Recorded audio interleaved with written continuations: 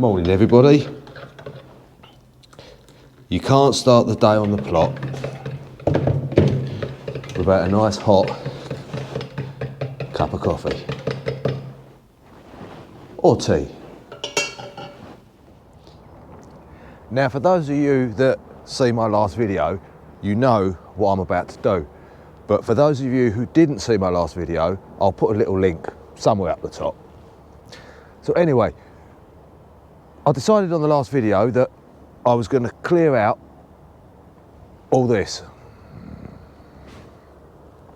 Now, after the little episode with the purple carrots, I made the decision I was going to use this as an onion bed for next year. So I was going to clear all the parsnips out and parsnips and whatever carrots and that are in there.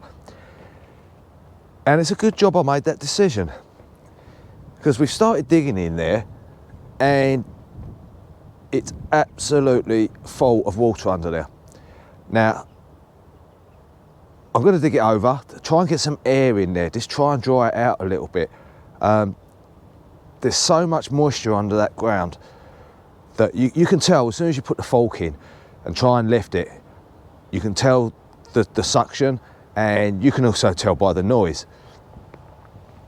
But I'm not going to I'm going to leave it for about 3-4 days. We'll see how the weather goes before I even think about putting onions or garlic in there, because as soon as I put them in there, they're bound to rot. So I'm going to crack on with this. Hopefully I won't get too many rotten ones out of there. I won't. They're not going to be big, I know. But I'm going to take them out, see what I get. It's better than leaving them in to rot anyway. Just quickly before I do that, I just want to show you, I took 2 rows of parsnips out the back there.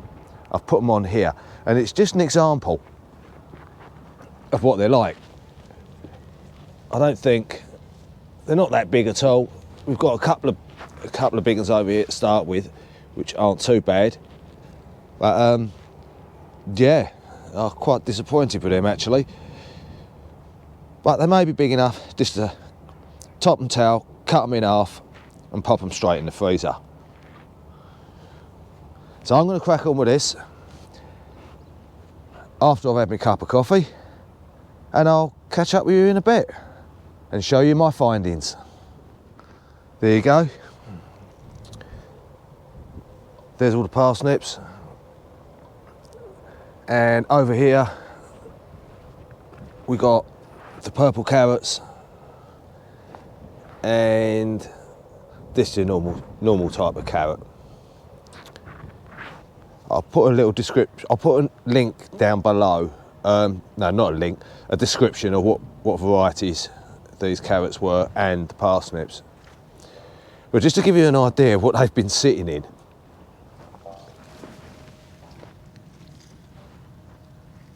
Look, I'm quite amazed that absolutely anything can survive in that. Although, the leeks seem to like it.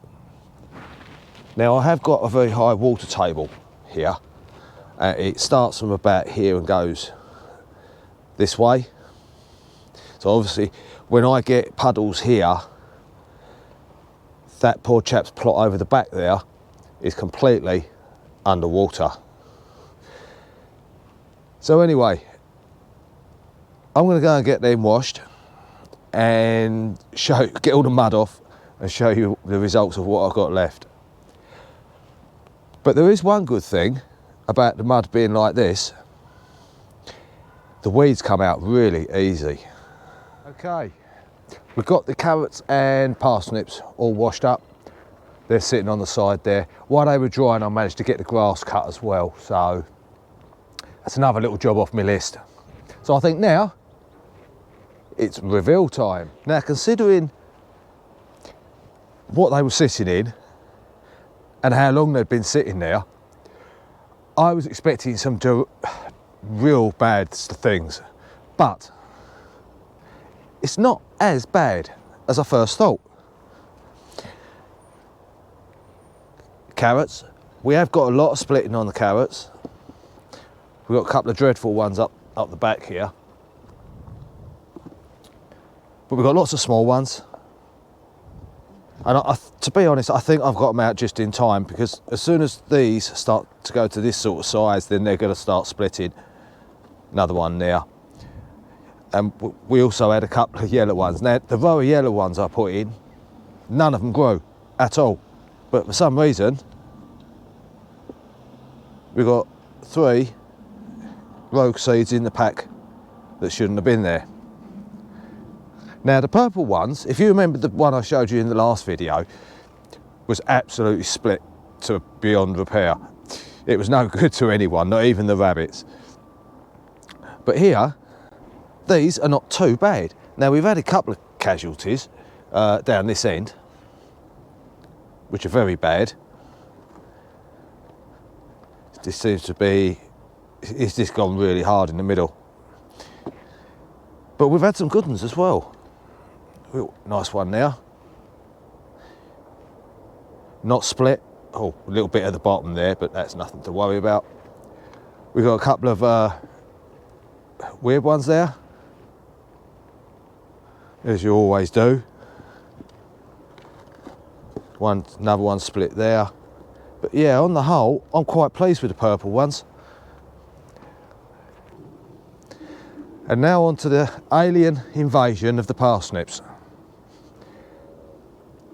Now, I'm not going to win any prizes for the biggest parsnip, even though we do have a very nice one there. Get it out of my jumper. And that was the first one I pulled out. And then it went downhill from there. We got all sorts. We've got more wonky ones. That one's got more bloody legs than a centipede. Yeah, we've got more wonky ones and we've got straight ones. So, but they're all still usable. We have got some really tiny ones here. I don't really know what to do with them. If anyone's got any ideas or any recipes of what you can do with little parsnips like that, because obviously they're not a lot of good for roasting, pop comment down below and let us know. It seems a waste just to put them in a compost bin when they could be eaten. So yeah, if you've enjoyed the Wonky Veg show, give us a thumbs up, pop us a little comment, and don't forget to subscribe. And if you're watching and you haven't subscribed, please do. So I'm going to go home with a nice big pot of tea and spend the afternoon going through all these.